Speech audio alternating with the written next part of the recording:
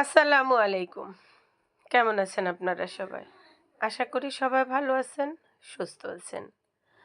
আলহামদুলিল্লাহ আপনাদের সবার দোয়া এবং আল্লাহর অশেষ কৃপায় আমিও সুস্থ আছি, ভালো আছি। আর এখন মনের মাঝে একটা অন্যরকম ভালো লাগা কাজ করে। এখন যে সময়টা চলছে সেটা হচ্ছে ডিসেম্বর মাস। ডিসেম্বর মাস হলো আমাদের বাঙালি জাতির বিজয়ের মাস। অনেক আনন্দ লাগে এই মাসে।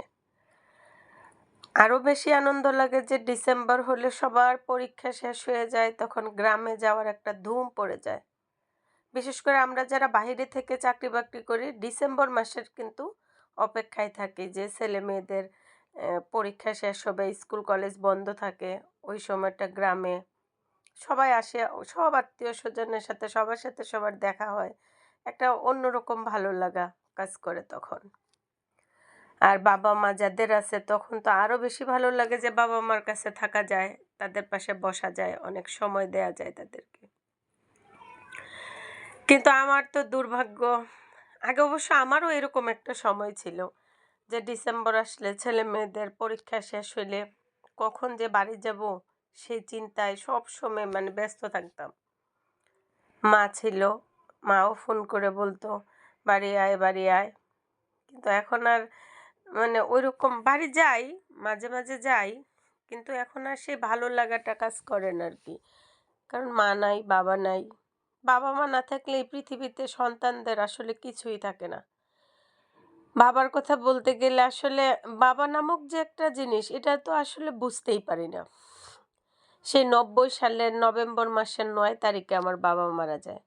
তখন আমরা ৫ ভাই বোনই ছোট ছিলাম। বাবা তেমন একটা ভালো বুঝতেও পারি না, কিন্তু মাটা বুঝতে পারি।